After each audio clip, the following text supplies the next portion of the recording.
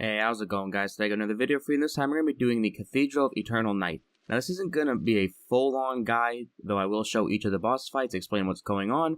I'm also going to show some of the mobs, kind of the layout of the dungeon a little bit, and really just give my opinion on it, because this is without a doubt my favorite dungeon in Legion so far. I don't know why, I love it so much, just the different boss fights and the mobs, it's really fun. So, when you first come out of the room, you're going to have a big U that you're going to have to run. I'll open my map a couple times so you can see it. And there goes Illidan chasing some demon. Maiev is following right behind. And you're going to go to the right. You're going to fight a couple different things. Nothing too notable, honestly. Though there will be some bats that'll fly into the fight at some point. And if you're near the edge, they'll do an attack. I forget what it's called. And they'll knock you away. Guess what?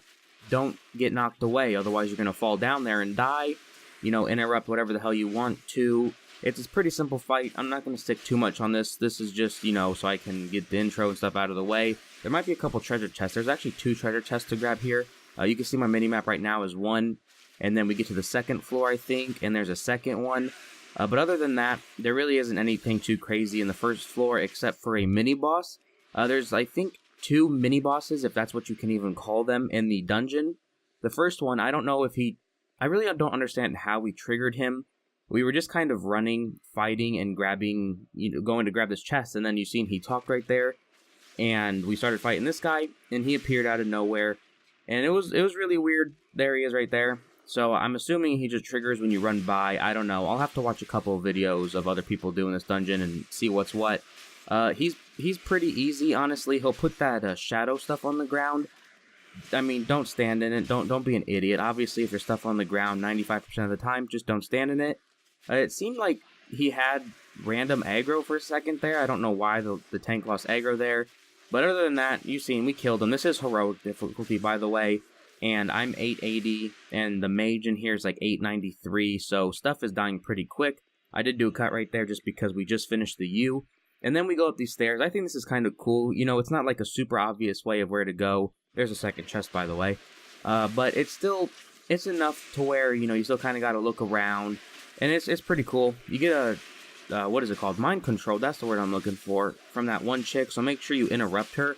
Otherwise, you're probably going to kill your teammates. I don't know if it, increases your damage or whatever. But if you're, 890, you get mind controlled. And there's a bunch of, 840s in the dungeon. My guess is it's probably not going to go over very well, so make sure you interrupt the chick that does the mind control. You can go back and see whatever her name was, I'm not really sure.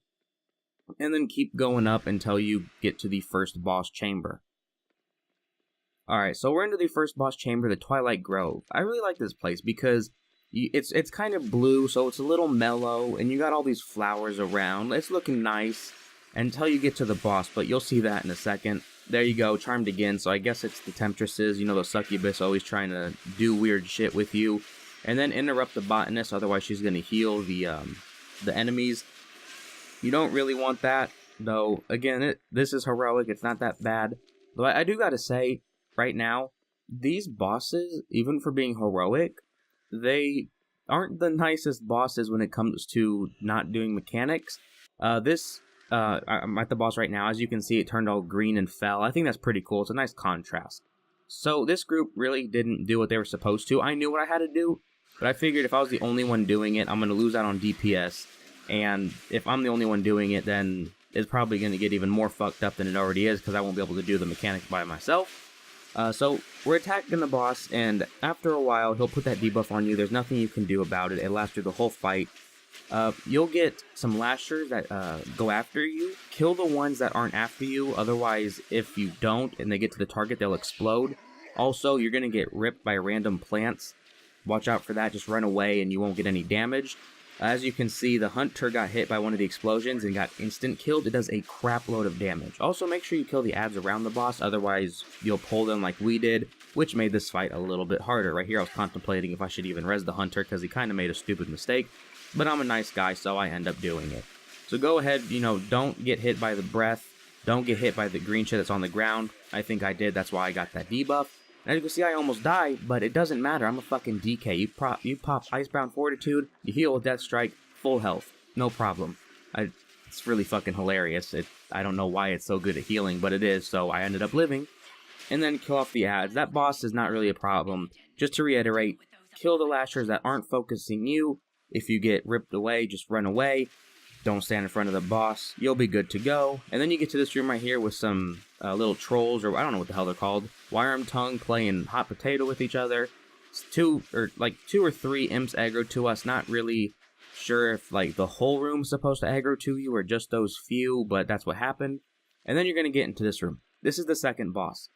Now, make sure you clear all of the ads in this room, even the ones on the outer ring. Guess what? We didn't, so be careful of that. The Wire tongue, they'll throw some books, which is a little surprising because when you look at them, the last thing you would think is that they're into books, but hey, whatever, teach their own. Go ahead, take out all the ads, and we're going to get to our second mini-boss right here. He really is pretty easy. You'll see that in a second. And then the boss is going to come out. Now, I do want to say, out of this dungeon, I think this boss is my least favorite, just because I'm not really sure. He only has like 3 basic attacks, and one of them is kind of a copy of both Ursock and the Emerald Nightmare and Hate Spite or something like that in, what is it called? Vault of the Ward? I think it's the Vault of the Warden's dungeon. No. Black Cold, where he like charges at you. Same thing. So go ahead, pull whatever the hell his name is. Too small for me to see. You really got to stop doing that. Read before I make these videos. Pretty simple. You can see we're bursting him down pretty quick, though. 2 of us are pretty high item level. When he does Blinding Glare, turn away, because if you don't, that happens, and you don't want that to happen. And it does a good amount of damage. And then just kill him. We're all good. And then the boss spawns. So when the boss first spawns, the first thing he's going to do, at least in Heroic, is he's going to do this little whirlwind ability around him, and you'll see an AoE on the ground. Get out of it. You'll see what happens if you don't later, and you'll also see what happens about his next mechanic that he does if you don't do it. So after you run into that, run back in, keep hitting him, and then he's going to throw his weapon. Here it is, and it's going to go around the outer ring, so make sure you're inside the ring, otherwise it'll probably instant kill you, and I'll show you why I say that in a little bit.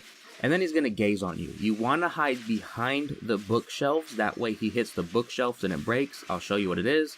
Boom. The dude didn't take any damage and he gets stunned for like, what is that? 4 or 5 seconds? Something like that. And then he'll go back into his regular rotation. He'll do the little circle. And the tank didn't get out of that. And that's a warrior tank. And it took 3/4 of his health. So watch out. And then there's the ads right there that we should have pulled but didn't. And surprisingly, we don't actually ever pull them. And then he'll do the heavy, the chuck. Now this mage that's standing there is 893 item level, just got insta-killed. So even though this is heroic, this is why I love this dungeon so much, is the mechanics, they're not that forgiving, but it's also not like you're running a mythic plus 15, right? I think it's a good balance. I don't think any of the bosses really need to be fine-tuned. I think they're good how they are, because in the original dungeons that came out for Legion for heroic, you could ignore quite a few mechanics and still have a good time, but even at high item level, if you ignore it, there's a good chance you die. And then, you kill them, you're done with this, and you're going to move on to the next zone with the next mini-boss. Alright, so here we are, we're at the next mini-boss. I actually thought this was the boss, but it turns out it isn't. You're going to have a bunch of spiders, little ones, medium ones, and then the big spider bitch. Kill them all, obviously. I'm not sure what the small spiders do. We killed them pretty quick, though there was that like AoE on the ground, so don't stand in any AoE. If you see the spider webs on you, or the red spider webs on the ground right there, just don't stand in it. You'll get a debuff on you, which ticks for damage. I don't know if you can dispel that or not. Might be able to. It might be, yeah, it's a poison, so I guess, can you even dispel poisons? I don't know. They've fucked with classes so many times, I don't remember what you can and can't do. And then keep killing her. She'll summon more spiders. The mini-bosses are pretty easy. Nothing too crazy. Nothing that'll really kill you.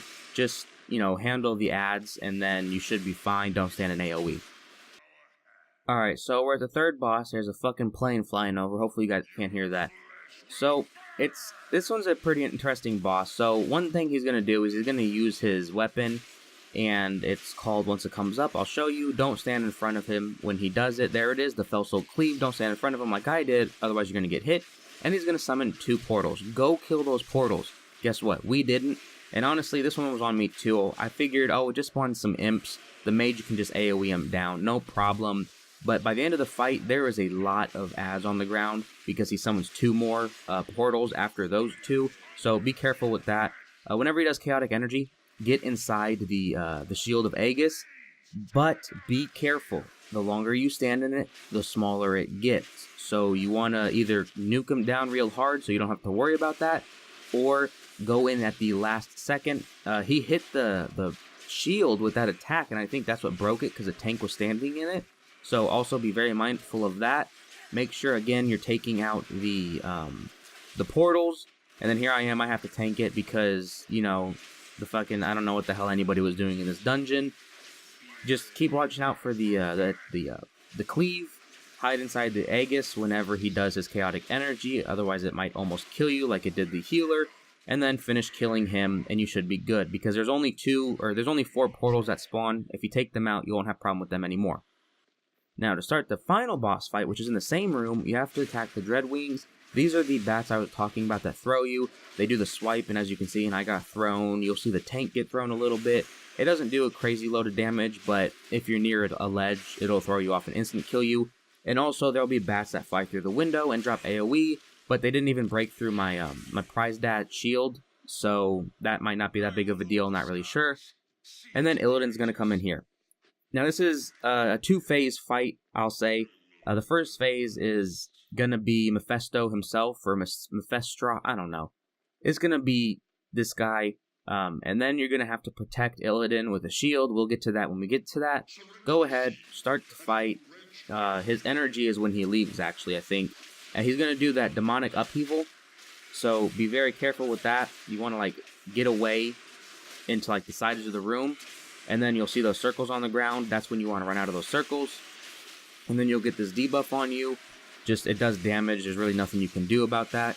Carry on Swarm, which almost killed the Hunter, I think is what he got hit by. And it leaves an AoE on the ground. That lasts a little while, so you want to be very careful of that. In fact, it might last the whole fight. I'm not really sure. And then he'll do the dot on you again. He'll do the demon spikes that you want to watch out for. The upheaval, the carrion swarm again. There's the AoE again, and then he's going to shadow fade. Now, when he shadow fades, you want to kill all of the shadows around the room because they'll shoot purple orbs at Illidan, and once they hit him, it'll take longer for Illidan to find the boss. That's why the tank wants to get in the middle of the room with the shield, and as you can see him do, he shields from the orbs. That way Illidan can find the boss quick, but the longer you're in this phase, the more dots you get on that debuff. So try to kill the ads as quick as possible, and make sure the tank knows what he's doing, otherwise you will wipe on this fight. And after it finishes, he'll find him, like he'll do his little stun animation for a couple seconds, so you have some time to not have to heal. And then you're just gonna keep doing the same mechanics with the AoE and the spikes coming up and the carrion plague until he finally dies. So that's it for this video. You know, this wasn't like a guide. I just kind of wanted to say, basically, hey, this is my favorite dungeon. You guys should check it out. And it is my favorite dungeon. I really like this dungeon. My favorite in Legion so far. Really like what they did with it. That's going to be it for this video. Let me know if you guys enjoyed it, and I'll see y'all next time.